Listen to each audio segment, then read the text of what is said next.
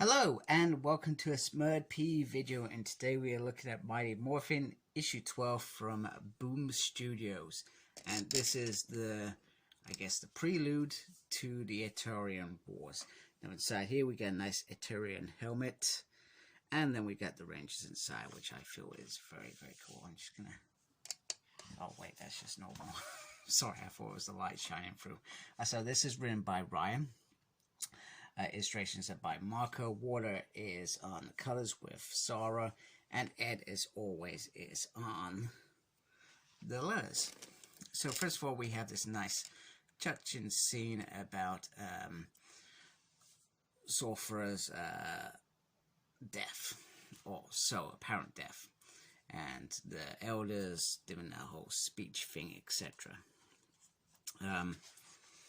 And then we start getting into the real stuff. So Zata starts manipulating Zordon in terms of the propaganda, and tries manipulating him in a way so he can become the supreme guardian, because he felt that Zordon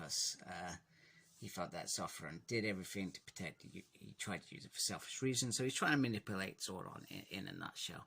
And he said, he did all that to protect you, and, so there wasn't war, so you can have a family, raise children, because he knew you wanted that.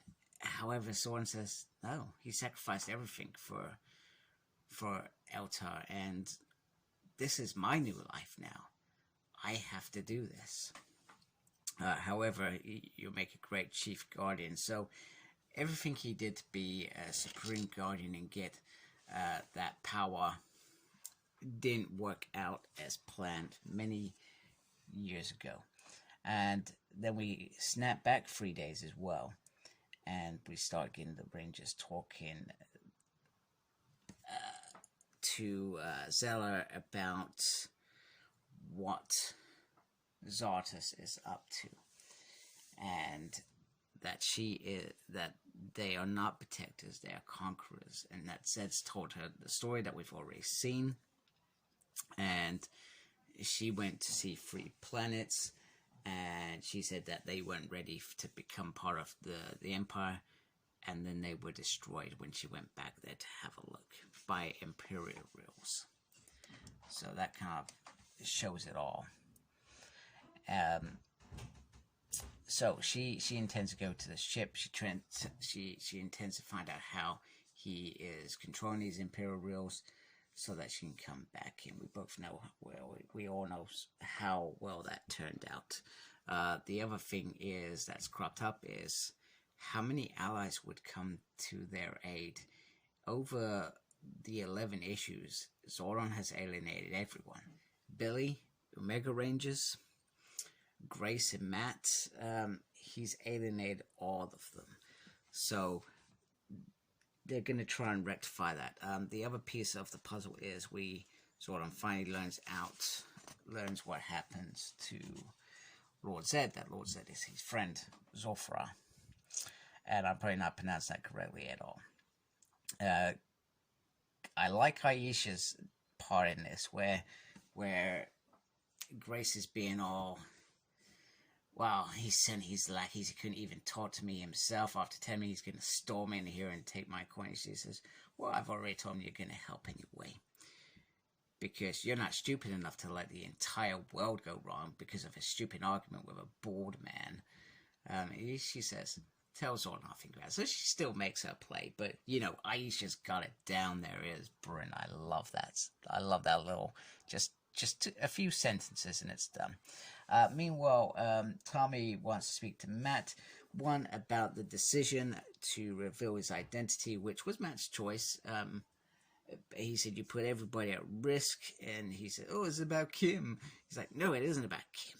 It's, and then he makes his statement. Out of all the people, trained athletes, trained, competent soldiers, why did she choose you? Is it because she can manipulate you? That's, you're easy to manipulate and control and do what I need you to do. And he said, oh, it's about you. Well, and what you see when you see the mask, you see that evil that Riddle did in that first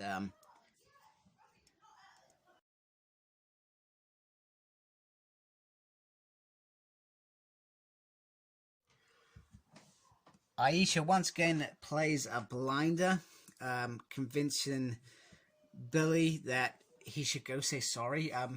She uses the metaphor about when her and her mum fight, and he says, well, even if I could, I'd banished. And she says, well, you're Billy. You can get around that, right? Zordon visits Zed, who confirms his identity by revealing certain details that only Zordon would know. And I guess then they try to understand each other, I guess. You know, why didn't you revealed yourself before? And Zordon says, I was hoping you would understand at some point what it's all about. You are a servant, and you're fighting for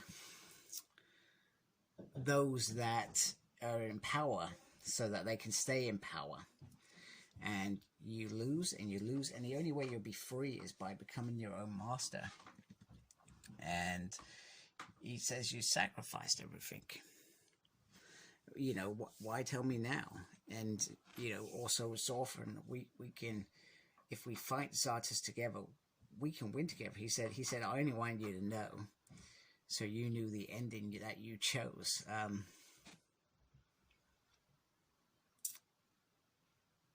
Yeah. It's an interesting discussion.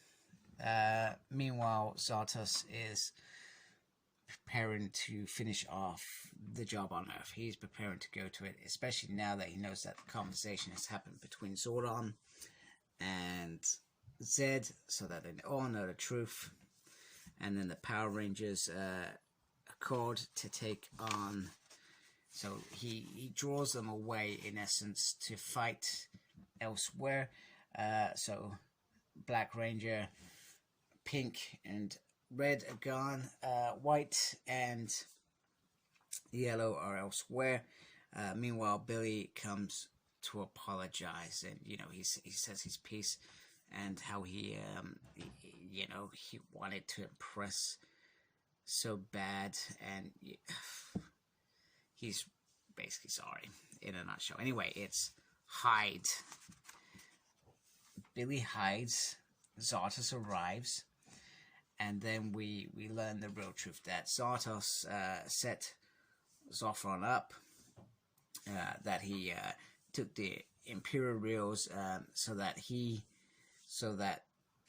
yes, they would remain in power and never have to deal with bad guys again. And all these worlds that he's destroyed, they're worlds that drag down the strong. So he's become, I guess in some way, the thing that the Eltars stood against. So he asks Zordon, will you be Zordon of Eltar again? Join us, become an elder, be one of us. That's when he says no. And that's when the grid is shattered. And let the war begin. Shocking stuff. Brilliant stuff. I love it. And I'm looking forward to the Eternian War to begin. So if you like my stuff, please subscribe to my channel. We appreciate that. Make sure you look after yourself and embrace the geekiness. Take care. Goodbye.